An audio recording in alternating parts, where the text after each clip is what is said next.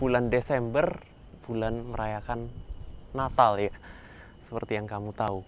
Dan di sini aku mungkin mau cerita sedikit lagi mengenai background sejarah Israel ketika Tuhan Yesus lahir di Natal pertama. Dan kita akan melihat berbagai ironi ilahi, khususnya sekarang aku akan bahas dari Matius. Ada kisah di mana Herodes membunuh bayi-bayi di saat itu. Jadi kalau kamu mau tahu apa yang saat itu sedang terjadi, nonton videonya sampai habis.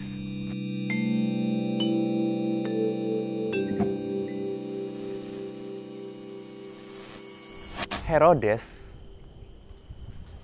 saat itu dia seorang Edom sebenarnya, dia bukan orang Yahudi. Dan kalau kamu lumayan familiar sama cerita Alkitab, orang Edom itu dari keturunan Esau. Sementara orang Israel itu dari keturunan Yakub, dan hubungannya kurang baik sebenarnya antara orang Edom dengan orang Israel. Tapi Herodes ini menginginkan dapat kekuasaan di sana. Jadi dia bersekongkol dengan Roma, dan akhirnya Romawi memberikan kuasa itu kepada Herodes Agung, Herod the Great bahasa Inggrisnya. Dan siapa sih Herodes Agung ini? Herodes Agung ini adalah seorang arsitek yang sangat-sangat hebat. Makanya dinamakan Herodes Agung, karena dia punya kemampuan arsitektur yang sangat-sangat tinggi. Kalau kamu baca di kitab Yohanes, Yesus pernah bilang, hancurkan bait Allah ini, dan aku akan membangunnya dalam 3 hari. Terus orang Farisi menjawab, bait Allah ini sudah dibangun dalam waktu 46 tahun. Kalau ditanya siapa arsiteknya, sebenarnya arsiteknya adalah Herodes Agung. Itu caranya untuk memenangkan hati orang-orang Israel. Dia membangun bait Allah yang begitu megah sampai membutuhkan waktu 46 tahun untuk membangun bait Allah itu. Jadi itulah yang dilakukan oleh Herodes Agung pada saat itu. Dia juga mendesain kota yang sangat-sangat besar, sangat-sangat indah pada saat itu, namanya Caesarea Maritima. Itu kota laut, di dekat laut. Dan itu didesain dengan begitu indahnya oleh arsitek Herodes Agung ini. Dia menata kotanya sangat-sangat bagus. Tapi dia mempunyai satu permasalahan besar, yaitu insecurity. Dia merasa sangat-sangat insecure dengan posisinya akan hilang karena dia mengambil kekuasaan itu dengan paksa melalui tentara Roma. Dia berhasil mendapatkan kepercayaan orang Roma untuk mengambil daerah Yudea itu menjadi gubernur di sana. Dan kekhawatiran itu tidak baik. Karena kekhawatiran itu kalau khawatir saja mungkin biasa, mungkin oke. Tapi yang terjadi pada saat itu, dia khawatir sangat-sangat besar. Sampai-sampai anak kandungnya sendiri, ada 3 anak kandungnya yang langsung dibunuh oleh tangannya sendiri. Karena dia khawatir anak kandungnya ini akan mengambil kekuasaannya.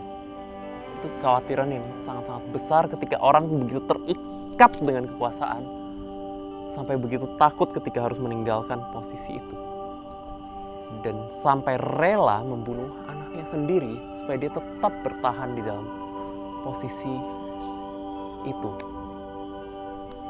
Dan demikian juga ketika orang-orang Majus datang ke hadapan Herodes, itu pun membuat Herodes gentar dan takut, mencari strategi supaya bisa menemukan siapa bayi itu, bayi yang akan menjadi raja, yang disembah oleh orang Majus ini. Siapa bayi ini? Karena ini akan mengancam kekuasaannya. Dan Herodes saking begitu takutnya akan kehilangan kekuasaan, takut kepada seorang bayi, by the way.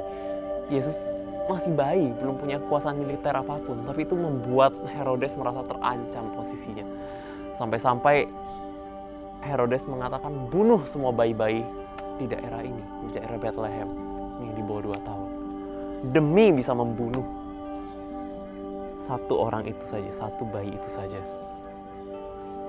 Tapi ya di sini ironi ilahi, kedaulatan Tuhan pasti terjadi. Bayi-bayi dibunuh, tapi Tuhan sudah menarik Yesus ke Mesir, lari jauh dari Herodes.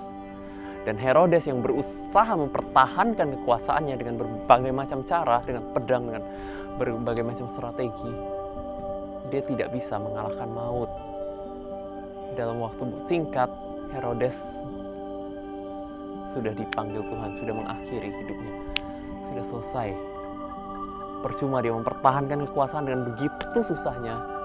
Ternyata dia harus mati begitu saja.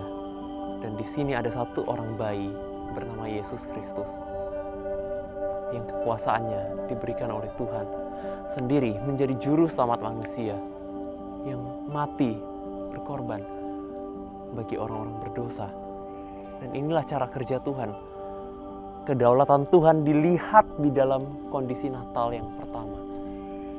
Kita bisa melihat bahwa Tuhan itu berdaulat atas sejarah ini, atas apa yang terjadi di dalam dunia ini. Meskipun dunia ini terlihat kacau, meskipun orang berusaha mencari-cari kekuasaan dengan cara-cara yang mengerikan, tapi Tuhan masih berdaulat dan memegang kontrol atas segala sesuatu yang terjadi. Tuhan memainkan ironi-ironinya ketika orang mengejar kekuasaan dengan sebegitunya mempertahankan kekuasaan.